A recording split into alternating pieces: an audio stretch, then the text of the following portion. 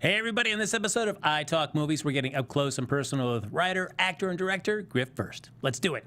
Welcome to Popcorn Talk, featuring movie discussion, news, and interviews. Popcorn Talk, we talk movies. And now, here's Popcorn Talk's iTalk Movies. There we go, yes! Chop Suey from System of a Down brings us into this episode of iTalk Movies. This is the show where we get up close and personal with people both in front and behind the camera and bring you all that great entertainment you get to watch at the movie theater or on demand. I'm your host, Frank Moran. You can follow me on Twitter and Instagram at HappyGoJackie. My guest today, you could say that being in the entertainment industry was in the blood for him. He's a writer, actor, producer, and director. You've seen him in front of the camera in films like Focus, Magnificent Seven, the one from 2016, and The Founder. And behind the camera, he's directed films like Alligator Alley, Ghost Shark, and of course, his new film is Cold Moon, which just came out in theaters October 6th.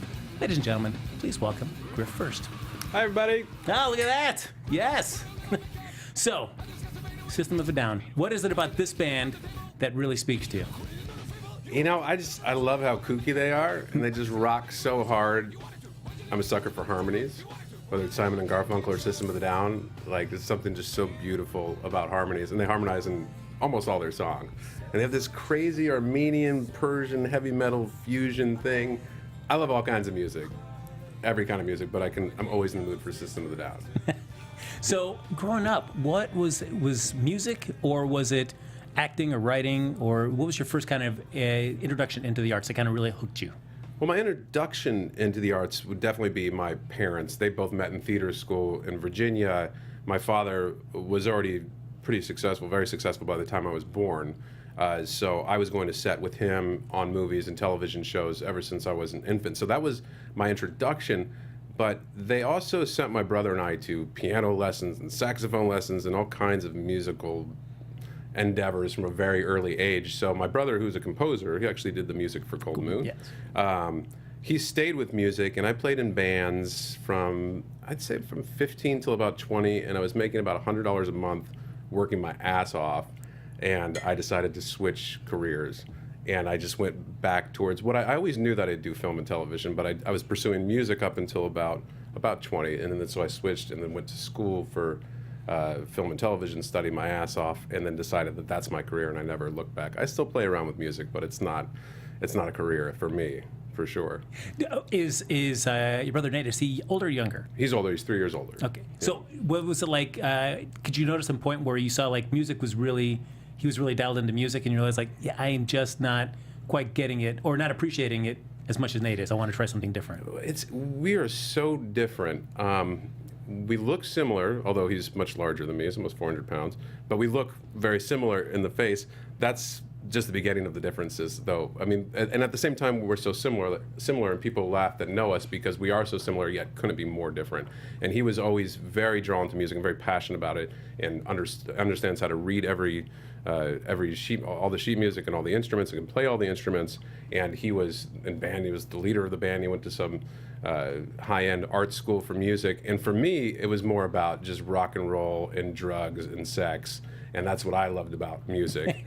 And I mean, I'm very passionate about it too, and I could play all those instruments as well, and I appreciate the art of it, but it wasn't for me what it was for Nathan. Nathan really appreciated it down to on the molecular level of music, and he still does, where for me it was just like, this is awesome, and I can play, and we can make stupid songs, and we were playing stuff that was like, it was right when Linkin Park came out, so it was like a lot of hip hop meets heavy metal, and it was just so much fun, but just such a waste of time, because we weren't doing anything great for the world. We were having great parties, but that's about it.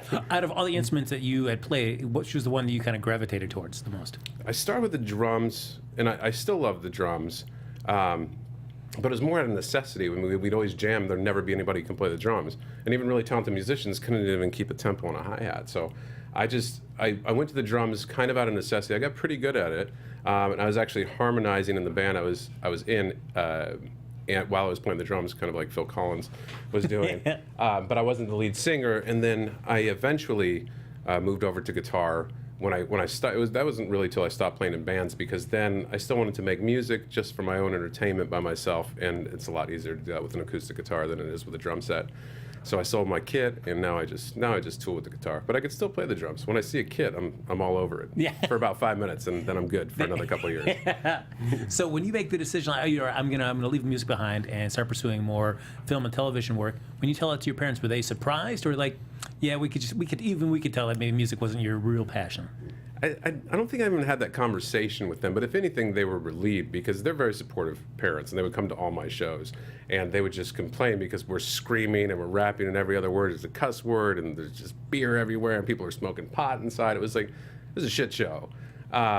So I think they'd probably be happy that I switched careers.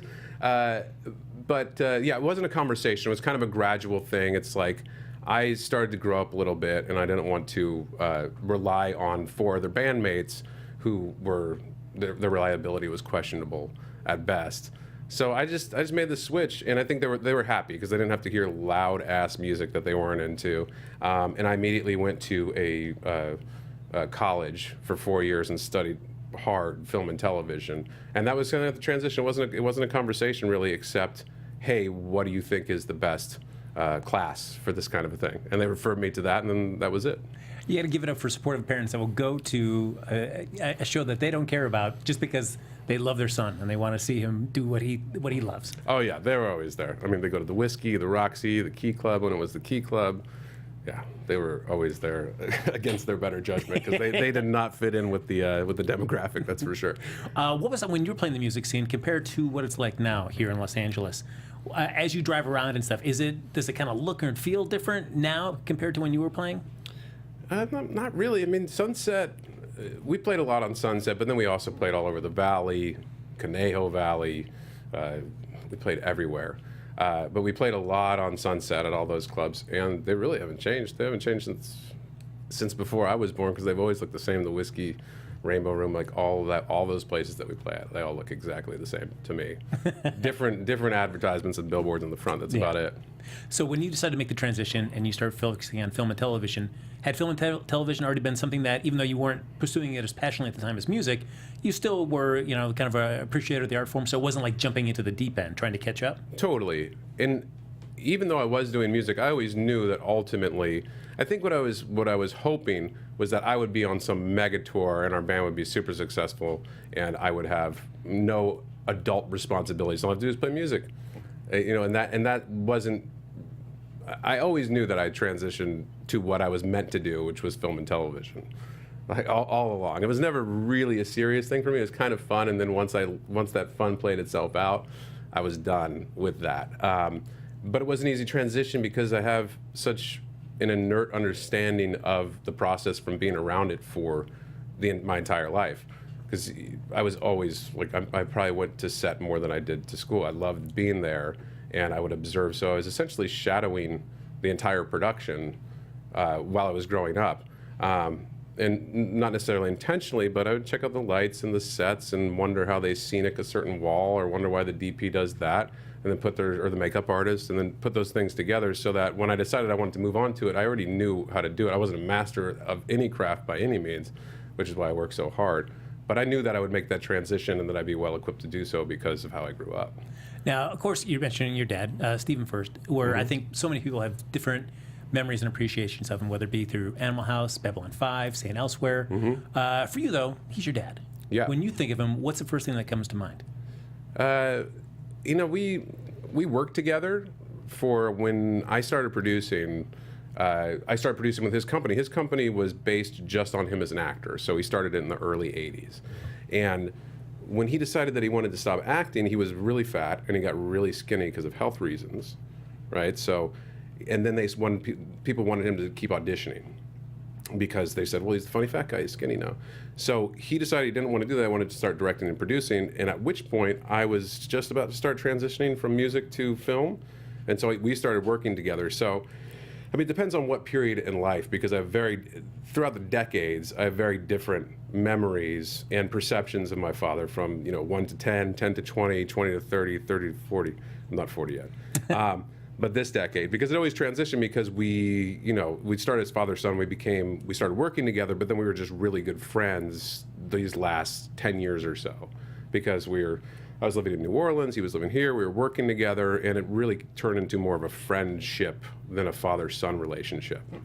So it really depends on, but I still think back fondly of when I was a kid, and I grew up in the Valley, right around here, and we did so much fun shit. So that's a completely different perspective, I think, to look at our relationship, and depending on what year I'm thinking of, it'll bring up a different thought, Yeah. When you start actually going from father and son to actually working together, is it a chance for you to kind of see another side of your dad now that you're actually working together on a project? Yeah, for sure. For sure. I mean, I think it's a lot of it is as you get older, and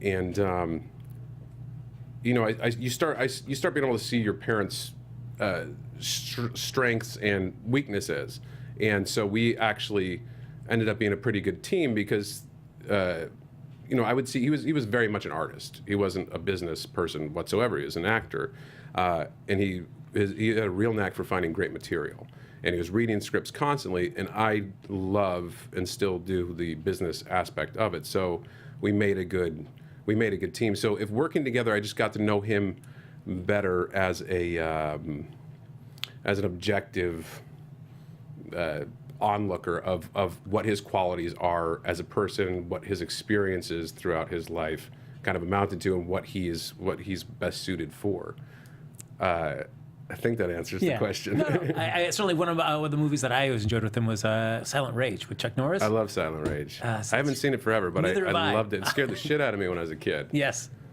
So I would love to watch that again. I was like, I should look up and see if I can find that movie. Yeah, he has the poster actually in his office. Oh, really? I love that movie. Yeah, kung fu, like mixing karate or whatever they're doing in that movie with a horror movie is such a good idea, and it doesn't happen enough. That definitely.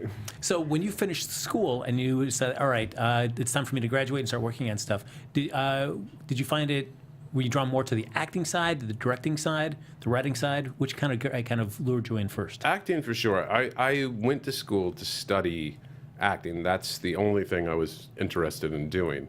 And actually, the school I was in, which was called the Beverly Hills Playhouse, I think it may still be called that. Yeah, but Milton Katselas, the teacher, passed away. The school is different. Richard Lawson, who's another great teacher, left. Anyhow.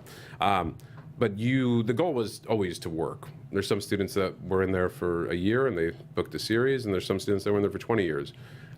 So the point of that school was to get you working as soon as possible. So after being there about a year, I started working pretty consistently, and I was able to keep attending, but less and less for about another 3 years, and then I was just working too much to even go back to class. Sorry, what was the question again? Oh, no, so in terms of, was it acting, writing, or directing that first kind of drew you in? Right, so it was purely acting, and that's what I was studying. But what was great about this school is they forced you to do other things. They wanted you to direct scenes, even to do some on-camera work, and they forced you to edit, which I learned how to edit. And I directed a one-act play that another student in the class really enjoyed, and he said, hey, I got $5,000, let's make a short film out of this thing you direct. So I said, okay, that sounds cool. I wasn't doing anything else. So we did that, and it won a couple smaller festivals, and somebody at that festival saw it, and this was in 2004, 2005, I think. And they said, hey, you made that awesome story for nothing. I have $50,000. Do you want to direct this little horror movie? And so I did that, and Lionsgate picked that up. And then a company called The Asylum saw that movie, who makes Sharknado now, if you know The Asylum. Yes. And then so I very quickly directed, I think, like 5 or 6 pictures for them in the period of a couple of years, just where they just kept throwing them at me. And then eventually David Ramaui, who I'm still good friends with, is the president of the company, said, you really shouldn't work here. I think you can do better stuff. Like, go do something else. And I said, okay. So I left. And I don't know if he remembers that conversation, but he came and sat in the editing bay with me at like 3 a.m. I was still editing this dinosaur movie. And he had that conversation. It meant a lot to me because I knew that I should be doing better things, but this was a gig and I was young and people are letting me direct and do everything. So I was like, cool. So I took his advice and I went and started doing my own things and producing my own movies, working with my father. So it kind of, I never anticipated directing and producing, and I still prefer acting, which is why I spend so much time doing that still. But I like directing and producing, but it kind of just came at me. And again, because I just understood from growing up in the industry how everything works and just kind of I was going to create a new word. Ladies and gentlemen. Intricacies? No, it's not a new word. That's a word. That's a word. All right. We got excited for a second. The intricacies of all the little jobs, I kind of already knew them just from being around it all the time. So it seemed well suited for me. As a director, though, what are the challenges? Because certainly, if you watch smaller budgeted films that have ambitious stories, but they're kind of hampered by smaller budgets. How challenging it is for you as a director to have a script that's, wow, this is a really kind of fun script, but oh wait, we've got to make it on a fraction of what it could really be made for. It sucks. Big time, and that's kind of the world that I came into almost immediately as a director. Like the first short film I shot was a drama, and it was much more Aronofsky than trying to be anything else. Like it was a really cool, like heady thriller, and that's the last thing I got to make like that because people started throwing these $100 million scripts at me with $100,000. You know, it was just crazy. But again, when you're a kid, basically in film school, and people want you to direct these features that are going to be released internationally, you're like, sure. But that's kind of been the recurring theme, and more people started doing it. Like it's funny because Asylum was well known for doing those mockbusters, and then a bunch of other companies sprung up that are basically doing what Asylum does, and it's like this whole thing now where people want to spend, they want to give you a script that's a $100 million script to shoot, but you actually have no money, so you have to figure it out, and it sucks because it's really difficult. So I've been doing the best that I can to create scripts and content and stories that are actually meant to be shot at the budgets that I have so that they can be executed somewhat normally as you would execute a movie. But still, even like in the with Cold Moon, I was doing an interview and somebody said, what shots do you just love from this movie that you're like, that's exactly what I wanted? And my answer was none. There's no shot. Like I love the movie, don't get me wrong. I absolutely love the movie. But when I shot list a movie, I'm shot listing to what my sensibilities are, and that's techno cranes, and that's big studio looking shit that's going to tell the story the best. So my process, I usually shot list, and then the night before I stay up all night because I'm like, okay, I don't have this, I don't have this, I don't have this, I don't have anything that I need in my original vision, so let me rework the scene or rework what I wanted with the equipment that I have, and we're going to put this on sticks, or we're going to put this on the dolly, or we're going to change this to an exterior scene because there's no set, because there's no money. You know what I mean? So that stinks, and I would love to have a techno crane and many million more dollars so that I can actually execute what I intend at the start. I have to imagine those early films, though, a great training ground for, even though you're restricted by the budget, it does force you to learn to think on your feet, be flexible, be able to adapt, and work within what you have. And how do you get at least close to achieving your vision, given your limited resources? It's for sure the best exercise ever because I've been on a lot of much bigger movies, and it's funny because there's always problems, and the problems are always very similar to the small movies, and directors, maybe it's just directors, we're just never happy. It's just like, you're never happy. So when I was working with Antoine on Mag 7, it's like he's got what looks like to me all the money in the world, but he's got issues and he's got to think on his feet, and he's really good at doing that, which is why he is who he is, and it's really the exact same craft. So for sure, the best training ever, which is why I tell people if they want to be a filmmaker or a writer, it's like, just do it. I don't care if you don't have any money, figure it out or shoot it on your iPhone, because you're going to face the same challenges you would face in a studio environment. You just won't have any money to throw at it. And it's just going to make you a better person. So I'm now adopted, because I've directed 17 or so movies now, that nobody's allowed to come to me with problems on a movie set. Because if you look, there's problems everywhere. I could look at the set and I could tell you about all the problems, that we have here that we should fix. But you got to come with solutions, because there's 1,000 problems to fix. So if somebody comes up to me that's working with me, they know it's not, hey, we have a problem. It's like, hey, I did this to fix that. Great. So when you're working on Magnificent Seven and Antoine's directing it, are you shadowing him just to see how he kind of approaches filmmaking from his side? Or are you like, I kind of get the idea. I can just relax and just be an actor in this? Yeah, absolutely. I shadow every director that I work with as an actor to a degree. I mean, I'm not over their shoulder and impinging on what they're trying to do. I don't know. Because I take it pretty seriously that, like, when I'm acting. Like, I don't want anybody to even know I'm a producer or director when I'm acting, because I'm not thinking like one. I'm not wearing that hat. I'm not in that mode, and I don't want anybody to feel like I'm shadowing them when I'm not. But of course, I'm always looking at everything they do, just because I'm just interested in different personalities. I like watching John Lee Hancock work. I like watching Antoine work, and they work very, very differently. But again, the process is all the same. Now that you're a producer, writer, director, so you're on both sides of the camera, does being on behind the camera give you a better appreciation for the audition process of being an actor, or it doesn't matter, auditioning just still stinks? I personally really enjoy auditioning, actually. Really? I really enjoy it, yeah. Interesting. What do you enjoy about it? Well, I like the whole process. Like, even before the audition, like getting the sides, assuming it's good material, of course, because if the material is shit, then it sucks trying to figure out how to make it good. But assuming the material is pretty good, I like getting the sides, and I like sitting down at night or during the day with a cigar or something, and I just like reading it. I don't act it. I just read it over and over and over again and try and figure out what's going on, and I come up with ideas. Like, I love that part of the process, and then I love putting it on its feet and doing it in the room for an audience, and then just leaving it there. And then when I walk out, I don't worry if I got it anymore. It's just like, that's what I created for this, and that's what I did, and I love doing it because it's still acting, and it's a different art form than actually acting on set. To me, it's easier to be on set and act. It's like you have real actors reading with you, you have the props, you have your whole wardrobe, and that means a lot. You can work with that. So I mean, creating a whole environment and blocking out a bunch of other people that are on your peripheral that actually wouldn't be there. That to me is harder, but I enjoy the challenge of that. I don't hate auditioning at all. I love it. Really? Yeah. Do you? Is it easier now that you've been on both sides of it to leave the room and just say, I did what I did there, and they like it or they don't, and I know it's out of my hands? Is that something that you've always felt, or just knowing that from being a producer and director, you know that there's so many more decisions that go into selecting somebody for a role that it doesn't really matter, just depending on what they've done in the room? The latter. I mean, I didn't always like auditioning. Before I was booking, when I was still young and nervous when I walked into the room, I didn't like auditioning. But now I see it as an opportunity to do what I love, and that's tell a story through acting. But yes, absolutely, being on the other side of the casting place so many times definitely does help, because you realize that there is a million reasons you won't get a role that have nothing to do with your talent. A lot of the time there's somebody that I want to cast, but there's so many reasons. Political reasons are a lot of them. There's sometimes diversity incentives. So if there's a couple actors that are good, I would go with the ethnic choice because I get a bump on it as a producer, and you kind of need to on the low budget thing. That's two things.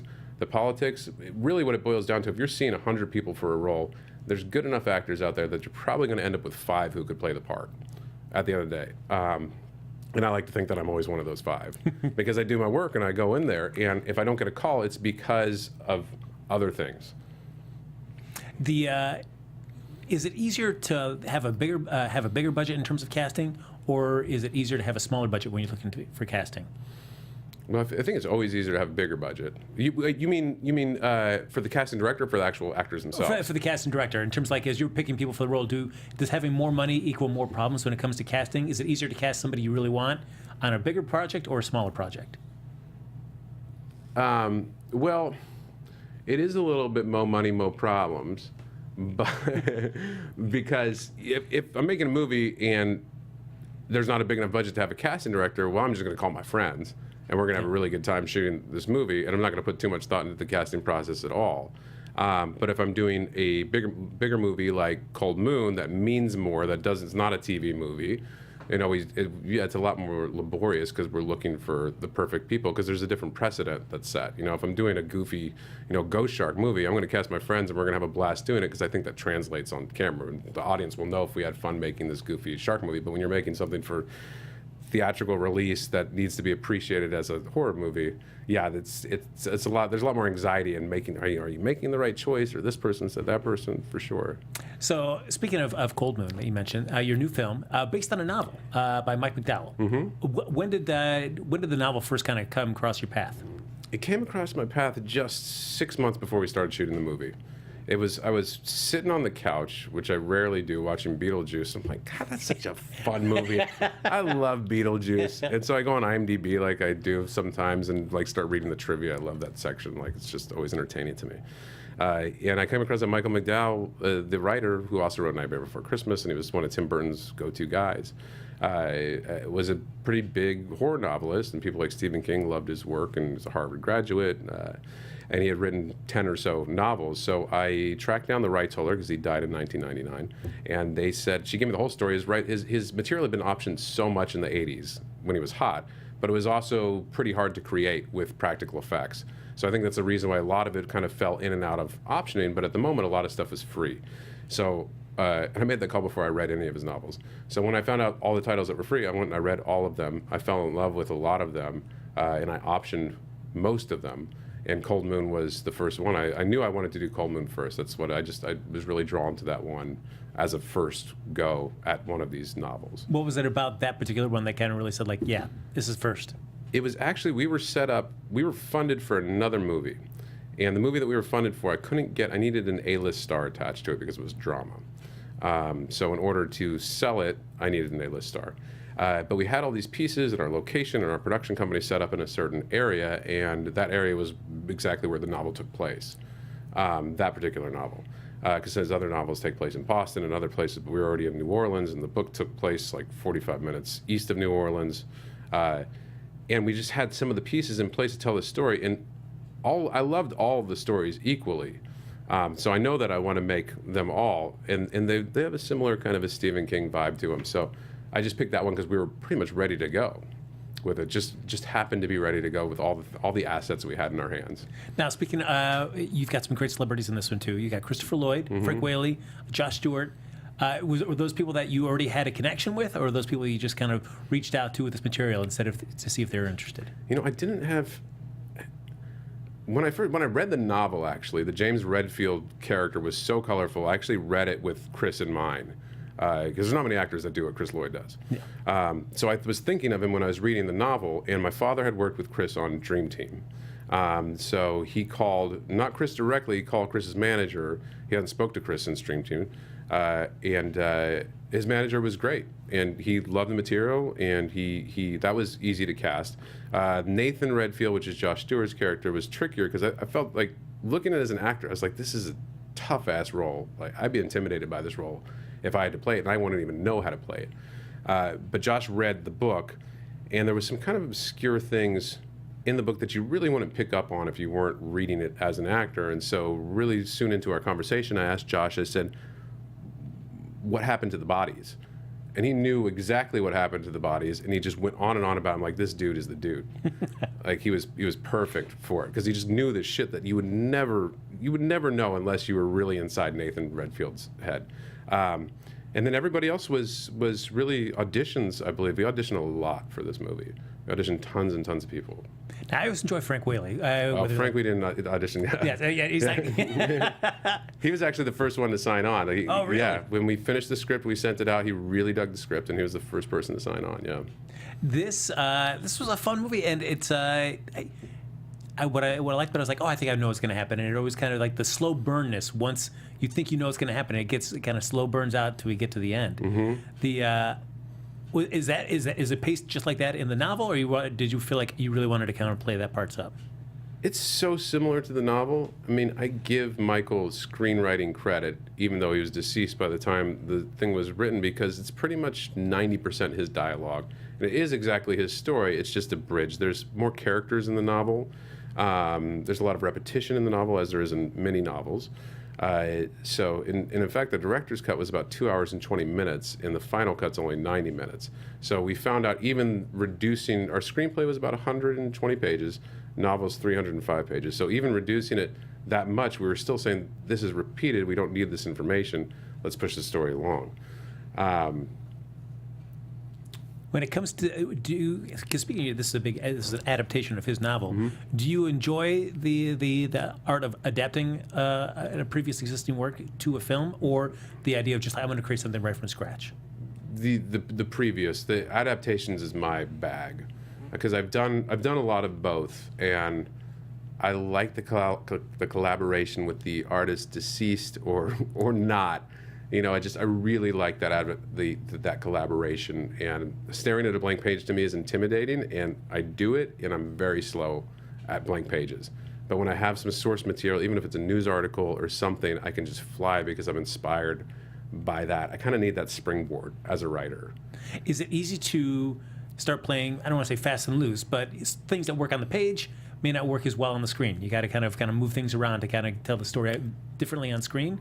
Is that something that's you have to kind of learn to know what works better on the screen, taking it right directly from the story? For sure, because most things won't work, and that's one of the things I actually like about Michael is he wrote so much dialogue into his books that they read like a screenplay more than other books. So there's a lot of that, and I think in order to adapt successfully, you need to have a very strong understanding of screenwriting, which is why I have and am constantly studying it, because there's so much of that. It's like you really have to look at a section in a book and say, okay, well, this is part of Act 1 or Act 2 or whatever, and this is what's happening on these pages, and so how am I going to make that happen in here? Because, like you said, it's like a lot of the novel's going to be in the person's head, or they're describing details instead of showing details, or so it is its own art form, and I just happen to appreciate that part of the art and like basically translating somebody's creative flow and story into screen as opposed to just starting from scratch.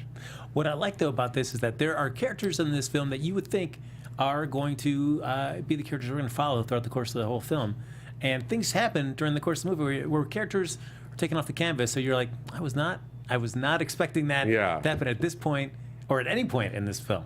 Some nice twists and turns to this. Yeah, that's what attracted me to the book too, was that it was because I've made a lot of horror movies, and what the buyers, and most of them are kind of predetermined, their destiny is. Cold Moon was not. That's why I played all the festivals and everything. But in the buyers, they tend to want something pretty cookie cutter. It's like they don't want you to do anything too unique. And you even see that with some of the best theatrical release movies. I mean, they're pretty archetypical structures, whether it's The Conjuring or Insidious. I mean, they're pretty straightforward things. And I dig those movies, don't get me wrong. But what I liked about this was that it was structured differently, perfectly structured if you look at it through a certain lens, but it's completely different than your typical A to B, semi-predictable horror movie. Now, given you, as you said earlier, like you could show me any shot and I'll tell you that I'm unhappy with it. There are some shots in here that are just, I was like, this is really nicely shot. For example, we see a scene where a girl's riding a bicycle that actually is not there. Mm-hmm. Man, that was, I thought that was, I liked the shot of that. Thank you. And as they decide to play chicken and what happens to the person on the bicycle, I just thought that was like, wow, all right, that was a really nice visual shot. Are you saying you're not happy with those?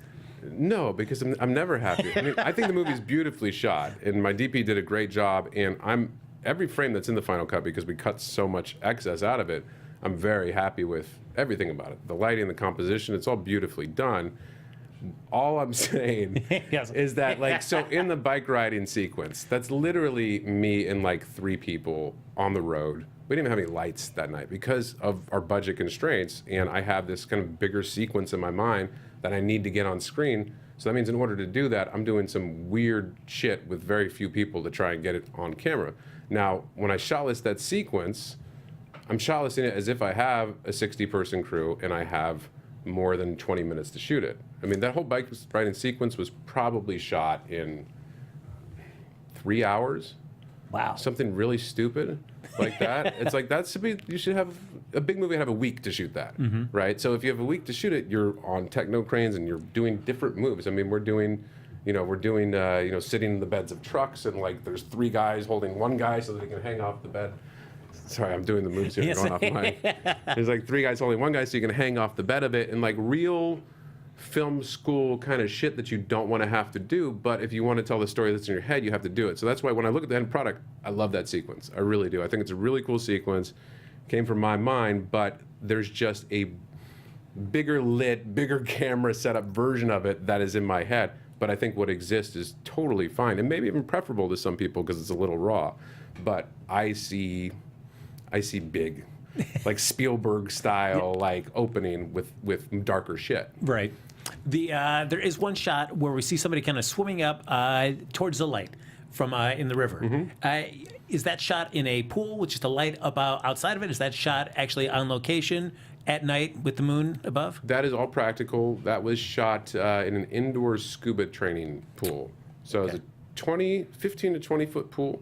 Actually, that whole end sequence is shot in that pool. And that car going in is semi-practical. We actually took the car apart, and then we rigged it to speed rail, which is kind of like an erector set, to maintain the length of the car. So I think we had the two bumpers, the hood, one of the doors, and the roof. And so we sunk that in the pool. And then we digitally built the rest of the car. So half the car is practical, half of it's digital. Oh, wow. Because I hate doing all digital because it looks all digital. So that's why that shot looks better than CGI, because it's only half CGI. And to create like all the silt in the water and stuff, what is your ingredient of choice? So I've done a lot of underwater stuff with all the shark movies that I've made. And I found out around the third one that it actually goes to a different visual effects company. Because when I'm trying to do silt practically, it never, I mean, like bushes and greenery underwater, yeah, but like that silt floating around never looks good practically. So I actually had one company do like the 3D car and like some other kind of minor tweaks of the thing, and then I send their finished shot to a different compositor who then only does silt. And so I just found a guy who does the silt well, and anytime I have underwater, I send it to my silt guy. Like that's just, I'm going to make my money. I'm doing silt. That's it. Honey, I'm in the silt business. That's it. Yeah, he's great. Anybody who needs silt, just tweet me.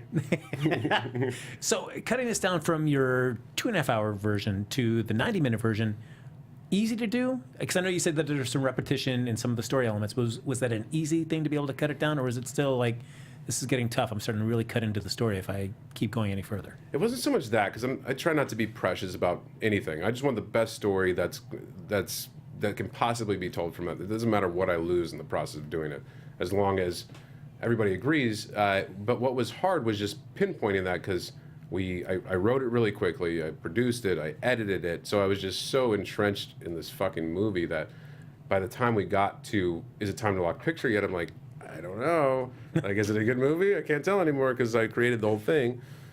So I had a few really good mentors. My father was one of them. There's a guy named Paul Green over at Anonymous Content who was a real champion for the project.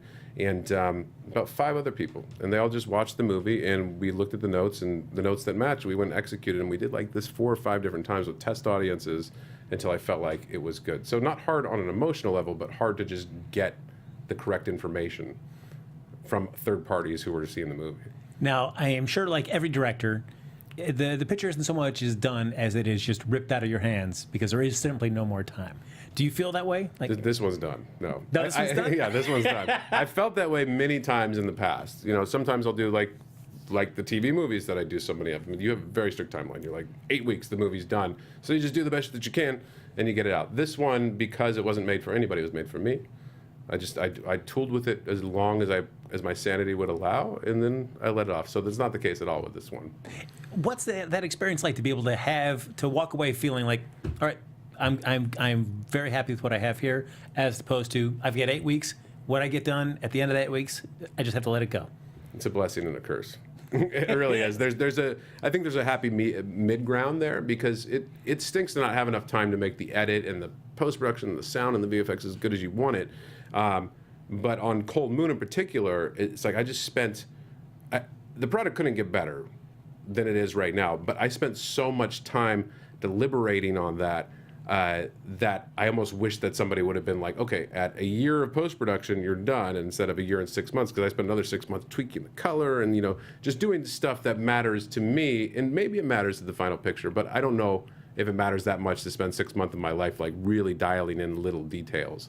Like I'm Terrence Malick or something. It's like I kind of like the deadline.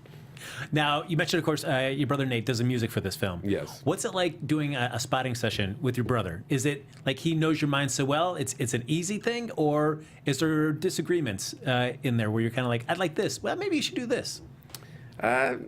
He's my older brother too. So and he is a really talented composer, and I can't afford him anymore because he's doing bigger stuff. So, and luckily, I'd say 90% of the time, he's like right on. He nails it. He has great concepts behind that. He knows his shit. So he usually sends me like little themes, like, hey, this I'm thinking for the main title, this I'm thinking for the character, and of course it will reprise. There'll be a prelude to that that's a little dialed down. And so we usually start with just kind of a rough draft. And if I'm like, yeah, that's awesome, then he'll create all this other music out of it. But when he turns it in, like 90% of the time, I'm like, bro, that is amazing. That's great. And if there's something that doesn't work, because every once in a while he just misses, I'm like, dude, that's totally off. He's cool. He has no ego about it. He's like, cool, I'm gonna write something else, and then he'll go do it. So he's pretty easy to work with. Oh, very nice. Yeah. Now, as we're getting ready to wrap up here, production companies. Is it Curmudgeon Films? Curmudgeon Films is my production company. Yeah. I always love to ask in terms of title cards for the production company. We got the hat spinning coming out there. Is there a story behind that, or is it just like, oh, it was a cool visual? Yeah, it's a funny story, actually. As I mentioned before, my father's company started in 1986. It was really just a corporation for him to get paid through as an actor until we turned it into a production company. And when we turned it into a production company, I started working with him. He was using this a photo of a Muppet that he doesn't own. It's the Curmudgeon Muppet, and that was like his logo. I'm like, dude, you don't own that. Like, that's not cool. We can't be using that. And he loved it. And we had this huge argument that he wants to use the Muppet. I'm like, you can't use the Muppet, man. It's not ours. Like, you didn't create it. You want to buy the Muppet, maybe. So I went out to several different artists, and we had a nauseating amount of draft concepts of what the new logo could be, and I'm spearheading this. My father could give a shit less. He wants his Muppet. So a really talented friend of mine who does visual effects work for a lot of the superhero movies. She does logos and stuff when you can talk her into doing it. It's not what she usually does, but she drafted that concept, and I just really, really liked that concept, and it fit the name, and I thought that she placed it beautifully. So I just latched onto that and changed my father's email signature when he was sleeping, so that was his new thing. And that's where the hat came from. But it took like a year to settle on that as a logo. And I really like it. It's clean, and it's like it fits the curmudgeon thing. I like that it was a cool logo. Was your dad able to at least appreciate that? Or was like, I still want that damn Muppet? No, I think he eventually, at the very end of his life, I think he started to appreciate the logo and that, like, it's ours and we own it, and he's not like using somebody else's logo. He finally started to like it. But he's an old dog, teaching old dog new tricks. He wanted his Muppet that he's been using. I understand. I can't argue with that. Now, you mentioned that you optioned a lot of Michael McDowell's novels. Is anything that you're coming up next going to be going back to revisit any of those that you've kind of got the rights for? Yeah, for sure. The next one that I'm looking to do, it was called Blood Rubies. I'm calling it How Bitter the Blood because Blood Rubies doesn't make any sense for my adaptation because it's like one detail that I'm losing from the novel.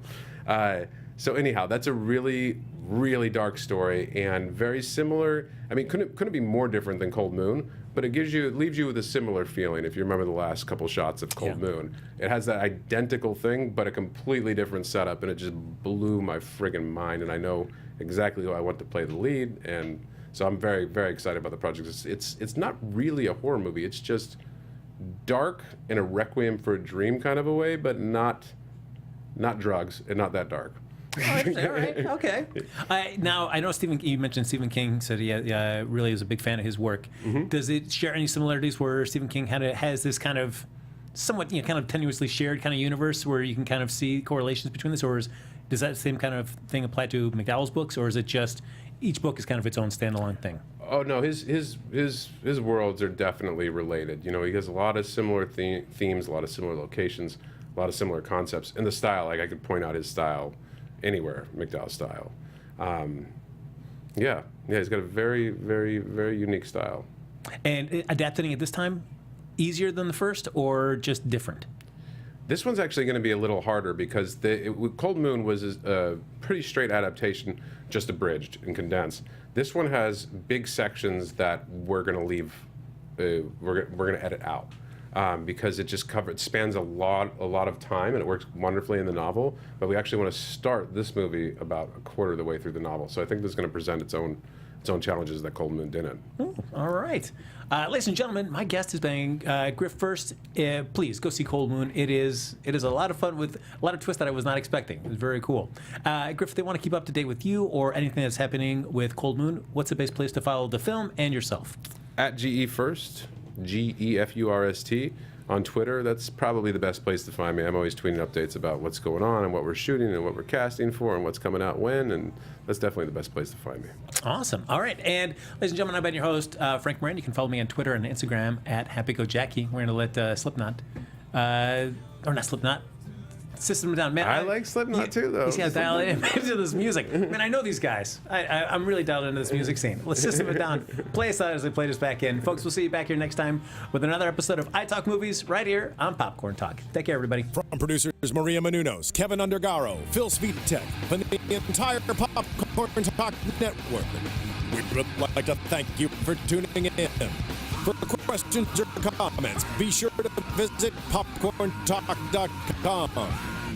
I'm Sir Richard Wentworth, and this has been a presentation of the Popcorn Talk Network. The views expressed herein are those of the hosts only and do not necessarily reflect the views of the Popcorn Talk Network or its owners or principals.